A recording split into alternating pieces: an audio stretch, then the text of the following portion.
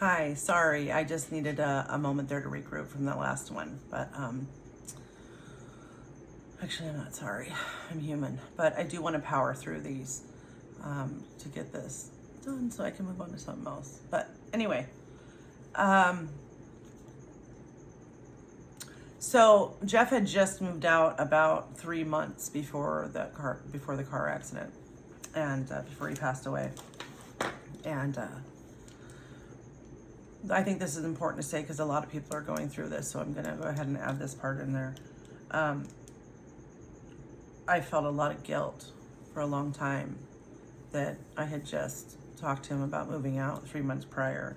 And so I felt that had I not done that, that maybe he would still be here. You know, he wouldn't be out goofing off with his friends like that.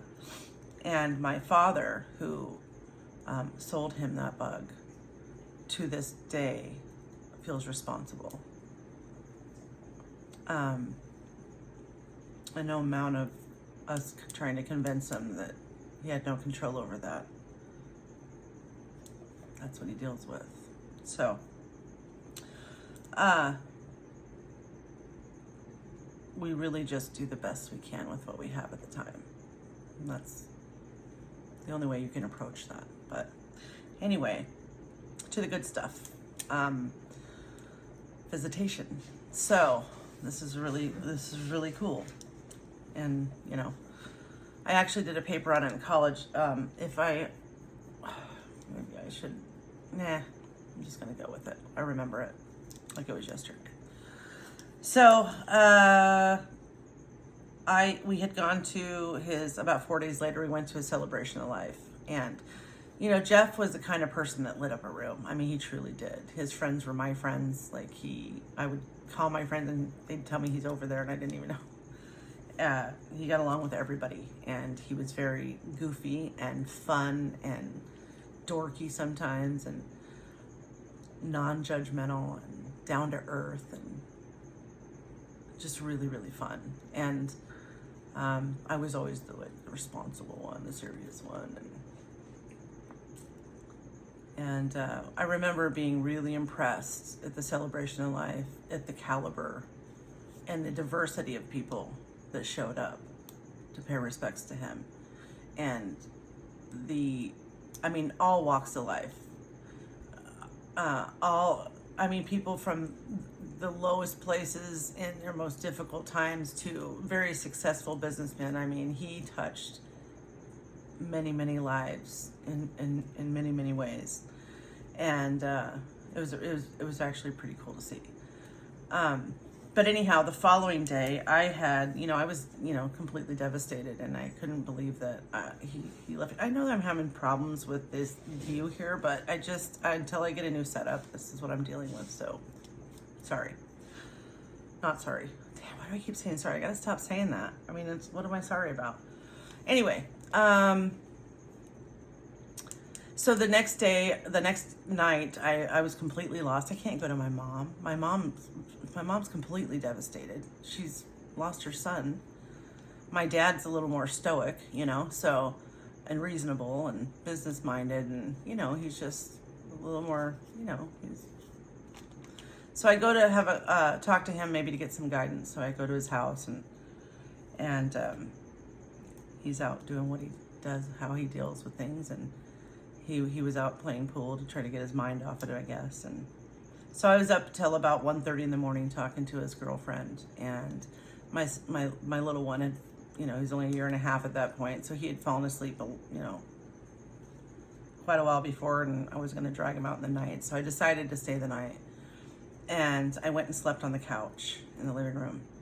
And as I fell asleep, I woke up to a bang, bang, bang, bang, bang, bang, bang, bang, bang, bang, bang, bang, bang, bang, bang. And I look over, and in the kitchen area is this bay window. And in the center of it, it's dark outside, there's this circular type transparent smoke looking thing. And I remember feeling so excited. I was just so excited. And the next thing I know, and we had actually hiked there before at this mountain park reserve, or this mountain. And the next thing I know, I'm pulling into this mountain park reserve. Late at night, it's closed. I'm not supposed to be there. But I felt like I was okay. I was allowed to be there. And I see the security guard like off in the distance. And so I ask him, permission. He says, yeah, sure. And so I remember walking, and you know how dumpsters, they'll sometimes have like that block barricade like on three sides. So it's still dark out, and I'm walking. I remember hearing the gravel crunch under my feet. And just as I start turning that like blocked area, it's that bluish, that real light bluish hue about when the sun's about to just come up. It's like not up, but you got that like bluish hue, it's coming. And as I round that little barricade thing, whatever it was, it opens up into a park. And off in the distance, the park is lined with trees.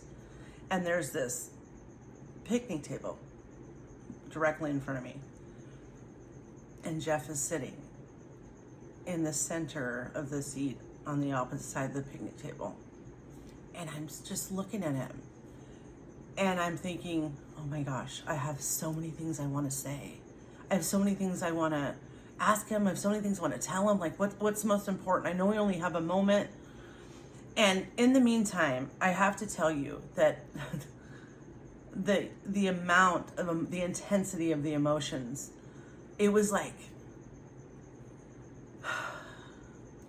all of the excitement and joy and love and I mean, I just can't even explain it. And I remember my heart was just like boom, boom, beating out of my chest. And I remember thinking, normal humans couldn't, this is so intense. It was like intensified by like 100. And I remember thinking like normal humans we could not, there's no way we could handle this type of emotion. And my heart's just pounding.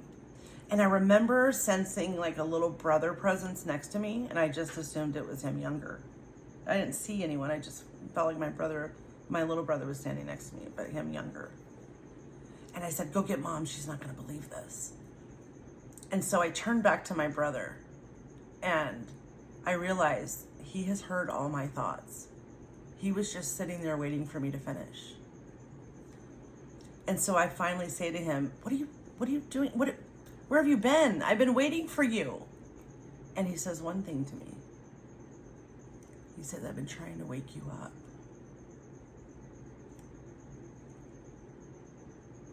I know I'm out of time, and I don't have any more time to say anything to him. And so I reach over and I grab him by his shoulders, by his sleeves of his shoulders, and I lean in and I give him the biggest kiss on the cheek.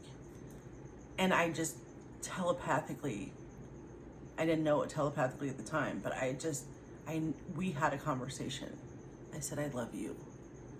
I miss you. And I got to say goodbye. And then I look over and I see my other little brother and my mom walking back over. Next thing I know, I'm back in my dad's house. And I'm still so excited, like, wow, this was all just a nightmare. He's really alive. He didn't pass away. He's really here. He's here, this has all just been a bad dream.